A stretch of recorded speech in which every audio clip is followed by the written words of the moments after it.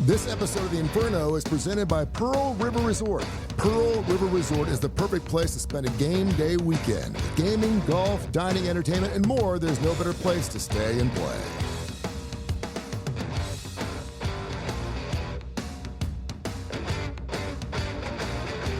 The Inferno, the episode brought to you by Legacy Credit Union. Legacy Credit Union, the official credit union of UAB. Today's episode rundown is going to go like this. We're going to have a great show today on the Inferno. Of course, it's the UAB bye week, so college football will be back next week. Why would a coach leave the best job in the world? And Coach Andy Kennedy is on the show today. The Inferno's up next. Trent Dilfer here, head football coach of the UAB Blazers. I want to tell you about my friends at Legacy Credit Union. Legacy began as University Credit Union in 1955 and remains committed to UAB faculty, students, alumni, and fans.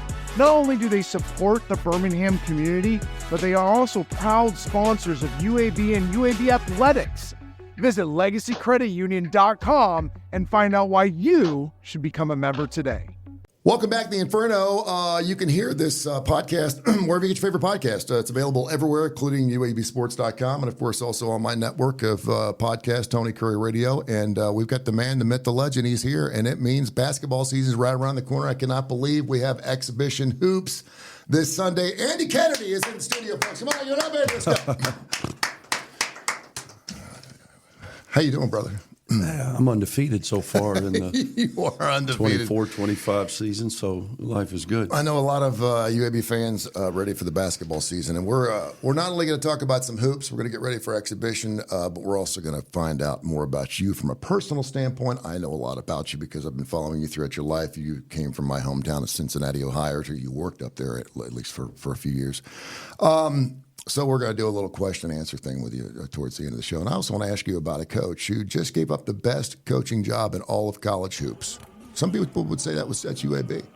In this particular case, Who would say that? In this particular case, I'm saying Kentucky. John Calipari, and I don't know how well you know John, but I want to ask him about that in our hot topic coming up here in just a few minutes. Last season, wow, conference championship. You won your 100th ball game.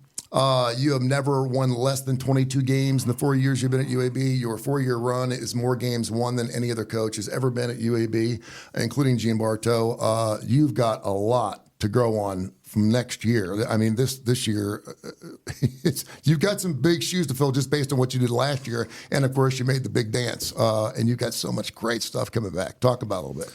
Well, first of all, thank you. It's a pleasure to be here. It's been a long time since I've been in this studio. I remember the old days, the old Herb Winch's, Ben Cook. We were probably sitting at the same desk. Matt Coulter, I remember the old WJOX days. I see Matt and Herbie still around up in Lake Lake. In the 80s and 90s. Times have changed for sure. No, for us, expectations are welcomed. When I came here, we had talked about what were we trying to get accomplished? I'm a Bartow guy. I've got a lot of blood, sweat, and tears in this program as a player. I understood the lineage that is UAB basketball, a very, very proud history, and it was my charge to try to get our program back there as soon as possible. I get the job in March of 2020, and lo and behold, we go through a global pandemic. So I don't know if those two correlate at all, but the world changed pretty quickly after about a week of me being the head coach at UAB. So the first year was very, very bizarre. We were just trying to make sure that everybody was negative on their COVID test, and we were able to get to the arena, and we had officials and no fans. Very bizarre. Get through that year, and then in year two, we were able to take a huge step forward. Young man named Jelly Walker, also an anchor of our team, the future mayor of Birmingham, Trey Jemison, was there, and we had a magnificent run to get back to the NCAA tournament. We built off that in year three by getting to the program's first NIT championship game, won a program record 29 games, and really felt good about the momentum that was being built. Last year, we started the season 4-5. Mm-hmm. I remember that. We'd lost 3 in a row. It was mid-December. We were riding back from beautiful Jonesboro, Arkansas, after getting handed a double-digit loss, and there were a lot of hung heads, to say the least, on that bus. A lot of questions, very few answers, no identity. But to our guys' credit, they continued to work. We talk about stacking work, Tony. At the end of the day, the grind only respects one thing, and that's the work. So we continued to work. We started having some tangible results. There became a belief with that, then a trust, then a discipline to stay to our formula. It's all part of the process. And at the end of the day, we had the opportunity to do something that we felt we were capable of.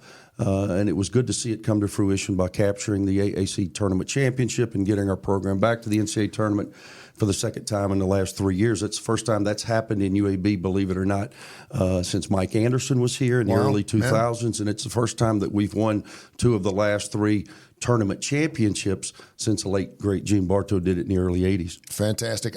It's always great when you have players who come back because obviously that can grow your fan base. And Gaines come back last year. He's now gone. This Lindenborg kid is unbelievable what he's done. 19 double-doubles, 370 boards last year, Defensive Player of the Year. Just talk about how important Yaxel is to your basketball team. Then I want to talk about some of your transfers because you got guys coming from North Carolina. You got a St. Louis kid. You got a kid that played at Georgia Tech and LSU you want to talk about too. But talk about Yaxel a little bit and just how important he is, not only from a points and leadership standpoint, but just the boards. Then the Defensive Player of the Year. You just don't have that a whole lot in college hoops. That's always a great thing to start a basketball team with. Well, just so for our fans' knowledge, we operate with 13 scholarship players. So last year we replaced 9 of the 13. Now I've got a UAB degree in history, so I can't do that math for you, 9 out of 13, but we replaced a large percentage of our team last year. We lost about 85% of our production off the previous year, in which we just said had won 29 games. So we were really trying to find ourselves early. This year, we only replaced 6 of our 13, and we returned 5 of our top 7, led by Yaxel Lindenborg. Yaxel came in and really struggled early.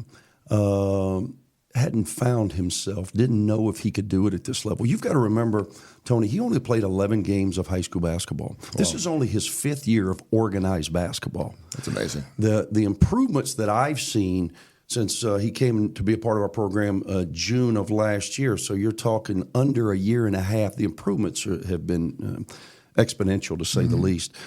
This kid is a fantastic player. So for the first 7 or 8 games, he was not playing to his expectation. He then ended up, as you said, breaking the all-time season rebounding record held by the future mayor, Trey Jemison. He also broke the most double-doubles in UAB history at 19, and he shattered the AAC, our first year in the league.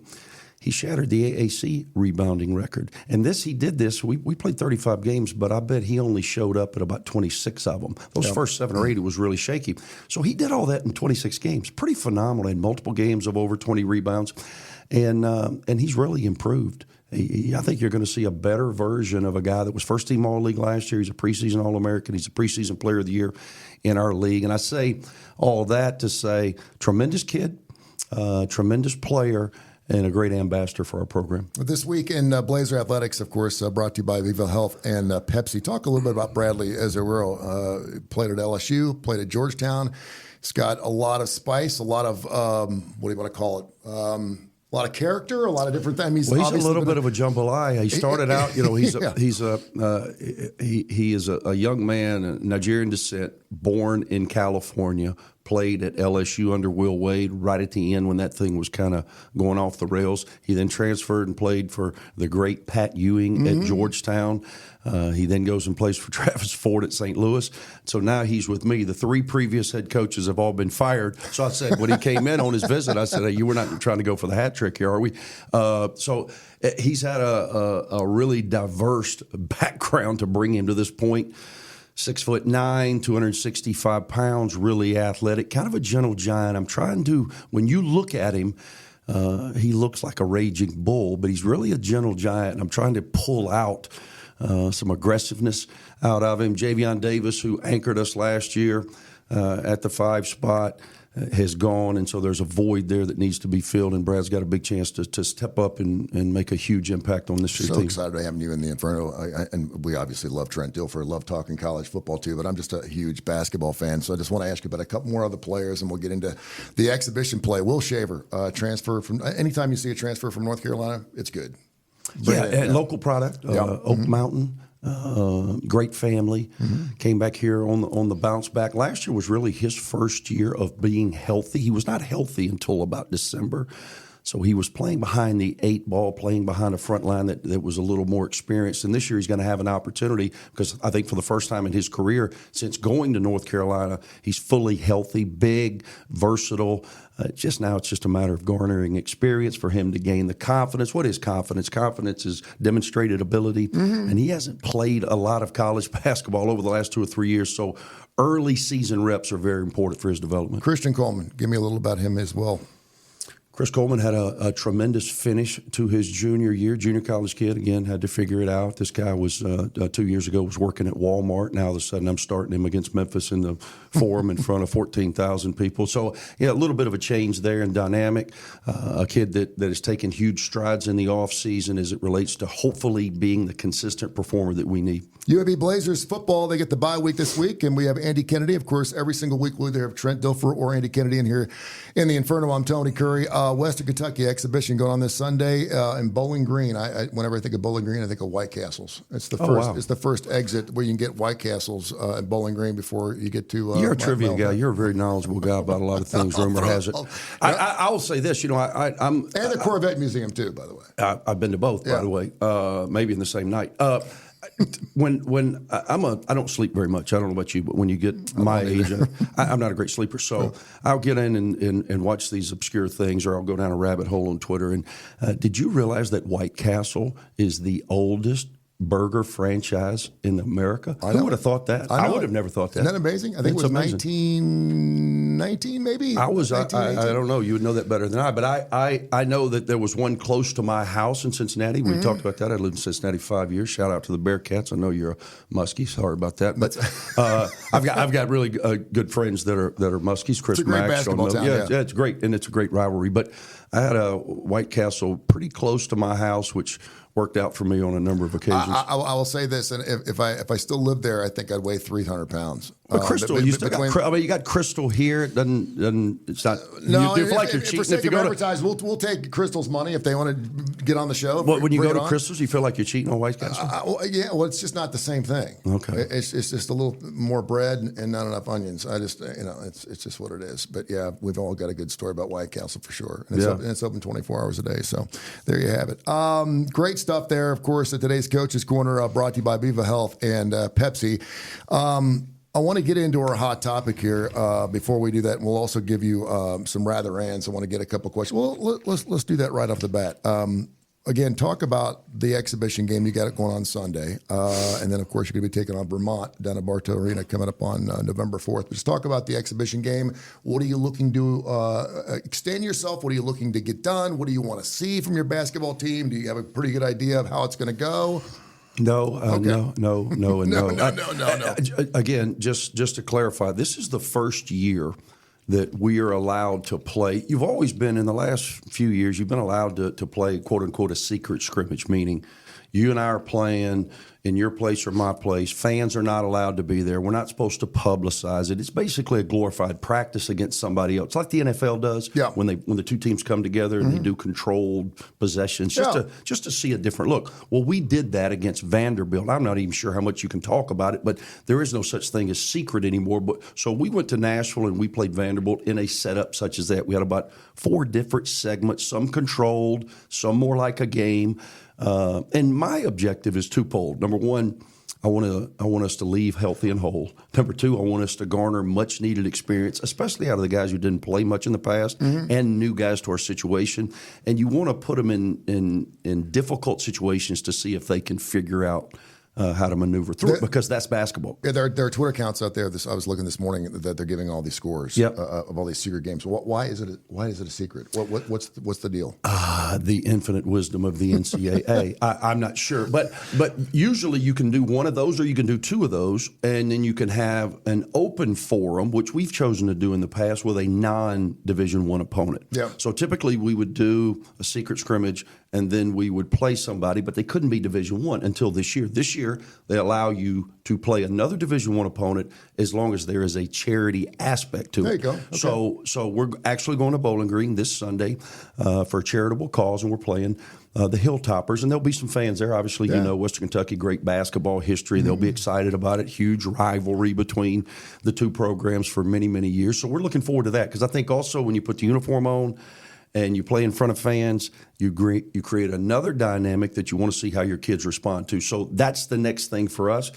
Obviously, you want to win the game. Sure. And I always go into it. I don't really like these things because my mind is not really about winning the game. It's about making sure everybody gets equal minutes, which is maddening to a guy that's not great in math, as I proved earlier with my 9 for 13 equation. But my focus isn't really where I want it to be as a coach, and it's maddening to me. And every time I go in, I'm like, it really doesn't matter who wins. Let's just make sure, let's get Johnny and Sally and Timmy and make sure everybody gets a participation trophy so they can all, I got film on all of them. And then about 5 minutes in the game, I'm like, the hell with that, I want to win. I mean, then the juices get going, so you're just trying to balance the two things.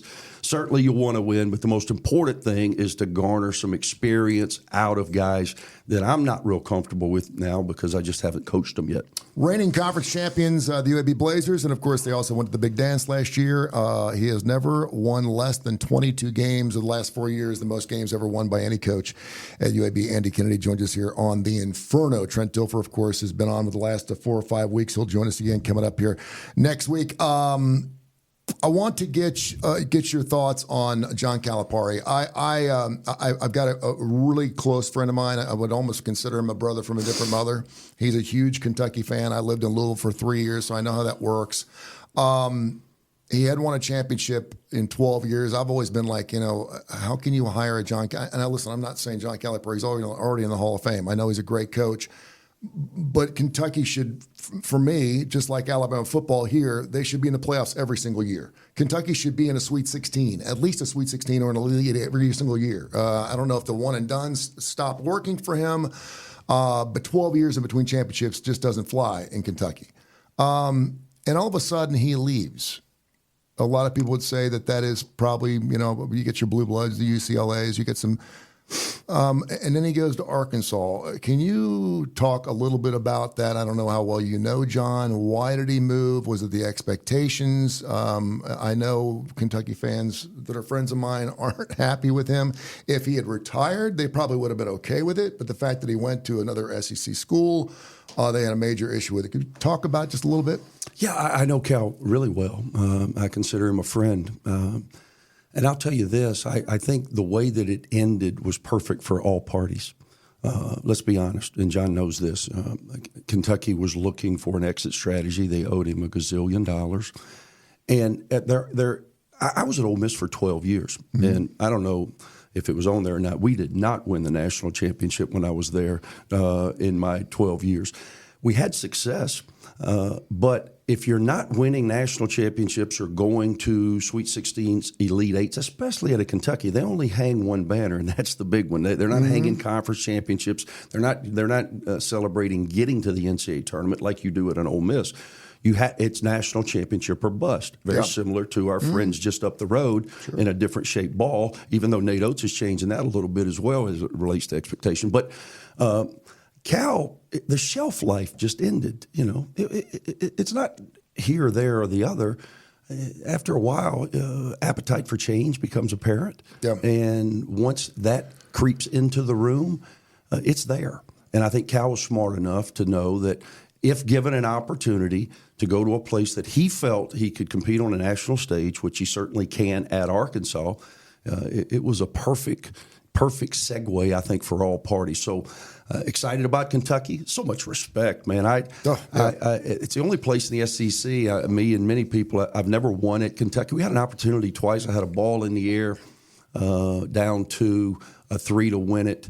Back rim, and then the team that went to the Final Four, the 38-0 team that Wisconsin beat in the Final Four, probably his best. I had him down. We lost that game in double overtime. So I had 2 opportunities in Rupp to capture a win. Never was able to do it. So much respect for that fan base. My goodness. They get after it now. Man, they love it. They are very, very, very passionate about it. And the second best fan base, in my opinion, as it relates to basketball in the SEC, Cal is going to in Arkansas, another group that loves their hoops. So I think it's going to be a must-see TV, and I'm proud for both. I'm proud for Mark Pope, who I know. I think he's going to bring a completely different approach to Kentucky basketball. I think it's going to be fun. It's going to be exciting.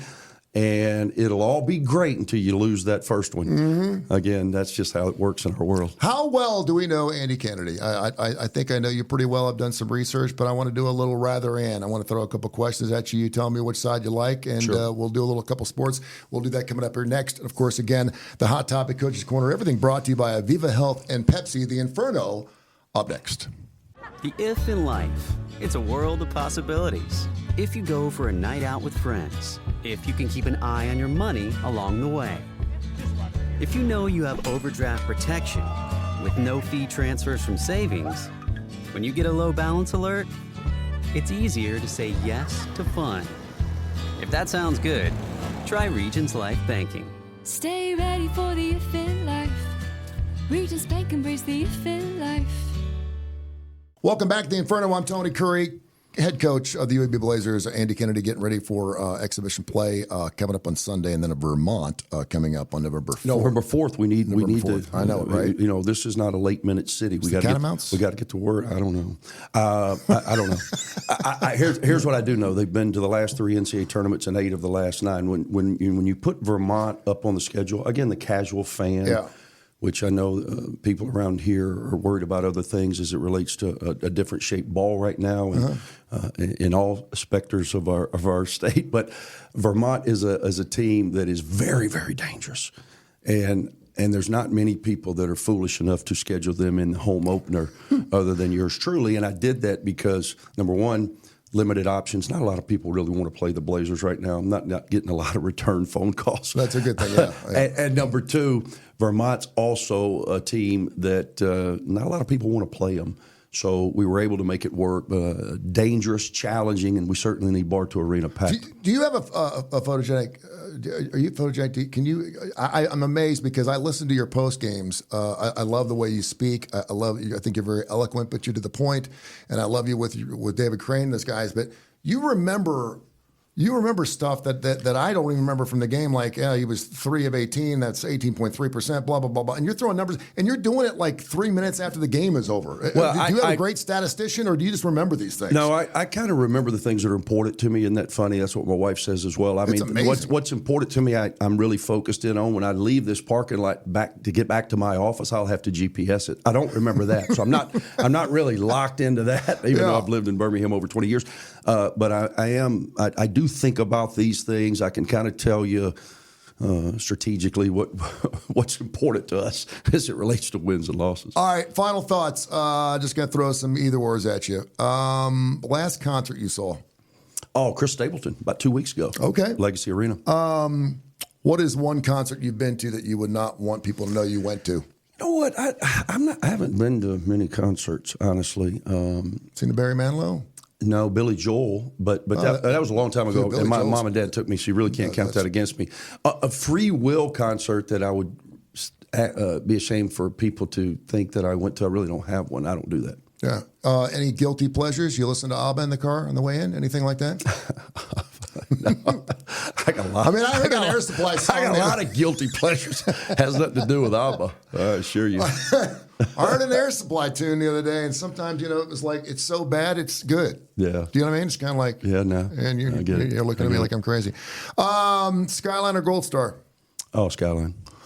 Yeah, there was a 2 guys that opened a Gold Star Chili down here the first year. No way that worked. 1989. I ate there 3 times a day just because it was the closest thing to Skyline, and I did not want to see. It was over in Inverness Corner, so I did not want to see them close. I ate there every single day for like 3 months. And these 2 guys, it was kind of like the Soup Nazis. They argued. Yeah. They yelled at each other, and I'm like, dude, we're in the South, man. We're friendly. We're a hospital. You can't be yelling back and forth in the kitchen. And then they started. Well, you can't be yelling, and as soon as you put that tomato sauce and the chili on the noodles, people are looking for Milo's. And they think Milo's is normal. What is that on that burger? I still haven't figured that out. Yankees, Dodgers, which one? I don't care. I'm anti-Yankees, so I'm pulling for the Dodgers. I grew up a Reds fan, again. This is so ironic. back to our Cincinnati story. I grew up 68, born in 68, 56 years old. So when you're about 7, 8 years old, early 70s, we really didn't have a baseball team in small town Mississippi. So what do? You pull for the team that's good, Big Red Machine. So I grew up Big Red Machine, Big Red Machine. Then I lived in Cincinnati for 5 years, worked for Bob Huggins, obviously a local legend there. Had an opportunity, Pete Rose, R.I.P., had an opportunity to have beers with Pete Rose. How well did you know Pete? Not great, but I knew him well enough. I mean, the time we've spent here today, if you spent that with Pete Rose, you're lifelong friends. In his eyes and yours. Yep. That's just who he is. So I had an opportunity to hang with Joe Morgan, my all-time favorite player. I got an opportunity to meet him. Dave Concepcion. Actually stayed in the Vernon Manor, lived in the Vernon Manor in my transition with Dave Johnson, who was the manager of the Reds at the time. He was right down the hall.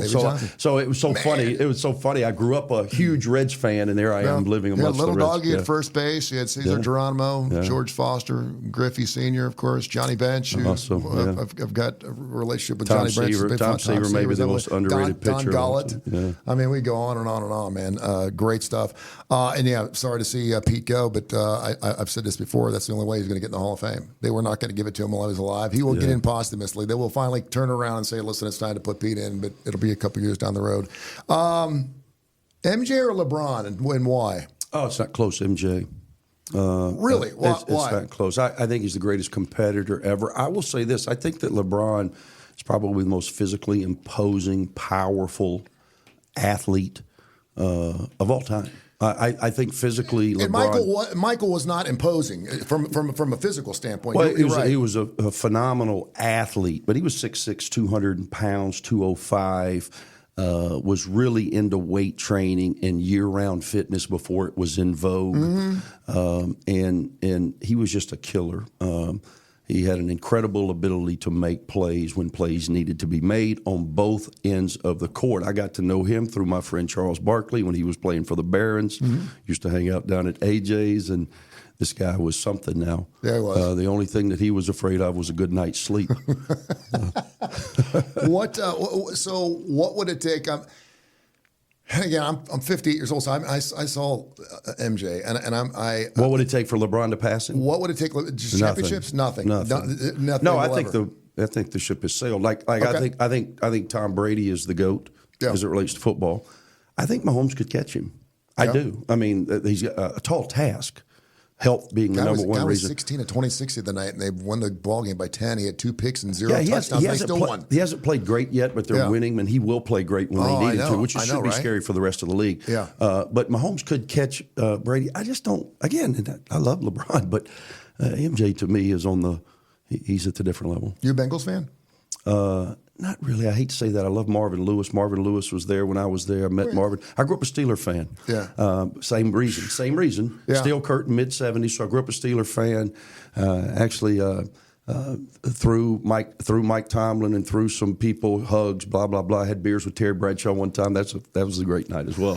So I've had some real bucket list things that have occurred in my life. Very fortunate. When I was there, Carson Palmer was the quarterback. When I was there, Chad Ochocinco used to come play pickup basketball with our guys all the time. Loved it. We'd play out there, and I'm like, I'm not sure you're supposed to be out here. Like on a Friday, and they're playing a game on Sunday. He's great. Yeah. He's incredibly fast, and he's thin though, real thin. So you just worry about him getting hurt. And then Kitna. John Kitna came right after Carson Palmer when I was still in Cincinnati. And now his son's playing down at UAB. As a Bengals fan, I'm just and I can't believe they won in Cleveland tonight because Joe Burrow was, I think, 0-5 against the spread or something like that. I heard, and they just can't beat Cleveland. Certainly not in Cleveland, but they got it off their backs this past time. But just from a professional standpoint, man, it's just like they've been to 3 Super Bowls, and every one. I would say 3 of the best Super Bowls ever in the National Football League were the 2 that Cincinnati had with San Francisco, and of course the one they had with the Rams. But they just can't get it done. So anyway, finally, I had someone ask Andy if he's a big Christmas fan. I don't know anyone that's not a Christmas fan.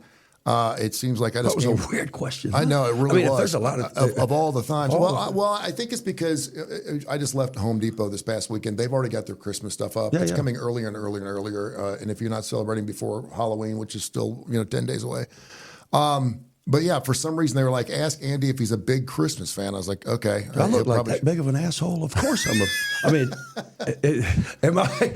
I mean, are you? I guess she wanted to know. Do I look that angry? Are you a 10? Are you a 10 Christmas tree guy? I mean, do you go all out with the lights? No, I don't. I just don't. Think about the coach, the life of a basketball coach. I really picked the wrong sport because it just crosses every season. So yeah. All right, Thanksgiving we're playing. We're either going to play day of, day after, day before, so you're in the grind, right? Christmas, hey, man, it depends on – my Christmas will depend on how we did the game before. Mm-hmm. You have a little break. New Year's, we're playing or traveling, or spring break, we're playing. So you just miss all the stuff. Even in the summers now with the portal, it never stops. You don't get a big break. Love Christmas. We'll get into the spirit. I don't have small kids around anymore, and I don't have grandchildren, so it's changed. The vibe's changed a little bit. Mm-hmm. But, yeah, big Christmas guy. All right, her name's Terry. She's a friend of mine. There you go, Terry. Ask the question. Keep the questions coming. info@TonyCurryRadio.com. You can also, of course, go to UABsports.com. I think there's a little chat area there. You can go to the bottom of the page and you can set some questions up, and we'll certainly ask Andy about those in following episodes of the Inferno. Nice job, man. It's good catching up with you. We'll do it again. And don't forget that exhibition game coming up this Sunday against Western Kentucky. Go support your Blazers. And then Vermont, the home game, November 4th, man. Get down there and blow the doors off. No, we need you. We're going to need you.